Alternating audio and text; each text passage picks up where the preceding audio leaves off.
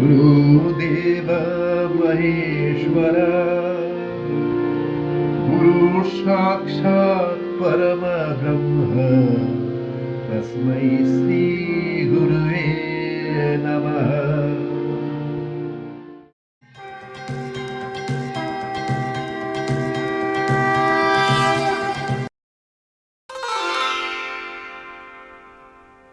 चंद्रहासोज्ज्वलकरा शार्दूल वरवाहना कात्यायनी शुभम दद्या देवी दानव घातिनी।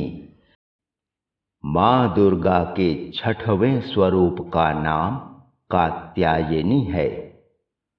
कत नामक एक प्रसिद्ध महर्षि थे।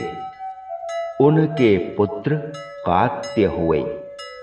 इन्हीं कात्य के गोत्र से विश्व प्रसिद्ध महर्षि कात्यायन उत्पन्न हुए थे। इन्होंने भगवती पराम्बा की उपासना करते हुए अनेक वर्षों तक कठिन तप किया था। इनकी इच्छा थी कि मां भगवती उनके घर में पुत्री के रूप में जन्म लें। मां भगवती ने उनकी यह प्रार्थना स्वीकार कर ली थी। कुछ काल पश्चात दानव महिषासुर का अत्याचार पृथ्वी पर बहुत बढ़ गया। तब ब्रह्मा विष्णु महेश ने अपने अपने तेज का अंश देकर महिषासुर के विनाश के लिए एक देवी को उत्पन्न किया। महर्षि कात्यायन ने सर्वप्रथम इनकी पूजा की थी। इसी कारण ये कात्यायनी कहलाएं।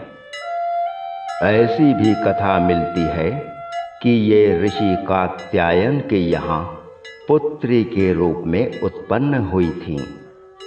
अश्विनी कृष्ण चतुर्दशी के दिन जन्म लेकर शुक्ल सप्तमी, अष्टमी तथा नवमी तक 3 दिन इन्होंने कात्यायन ऋषि की पूजा ग्रहण कर दशमी के दिन महिषासुर का वध किया था। मां कात्यायनी अमोघ फलदायिनी है। भगवान कृष्ण को पति के रूप में पाने के लिए ब्रजमंडल की गोपियों ने कालिंदी यमुना के तट पर इन्हीं की पूजा की थी।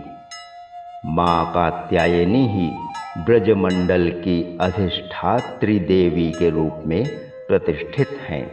इनका स्वरूप अत्यंत ही भव्य एवं दिव्य है।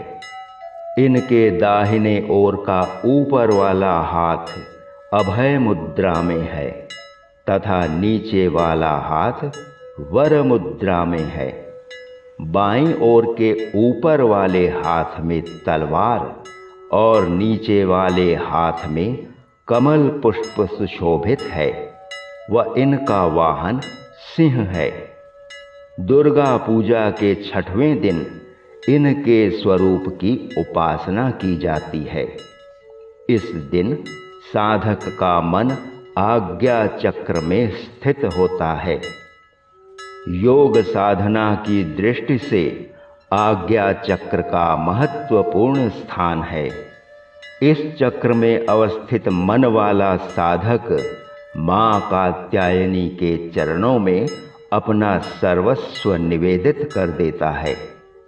परिपूर्ण आत्मदान करने वाले ऐसे साधकों को मां कात्यायनी का दर्शन सहज भाव से हो जाते हैं।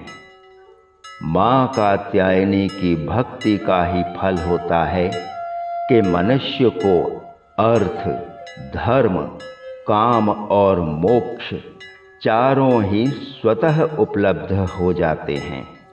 मां कात्यायनी की भक्ति और उपासना के साथ साथ साधक अलौकिक तेज से युक्त हो जाता है।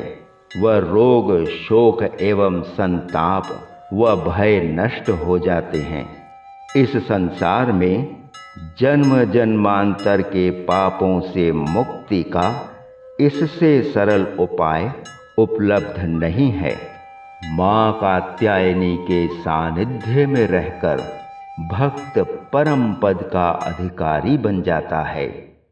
इसलिए पूरे भाव से माँ के शरणागत होकर उनकी पूजा उपासना व सेवा में तत्पर हो जाना चाहिए।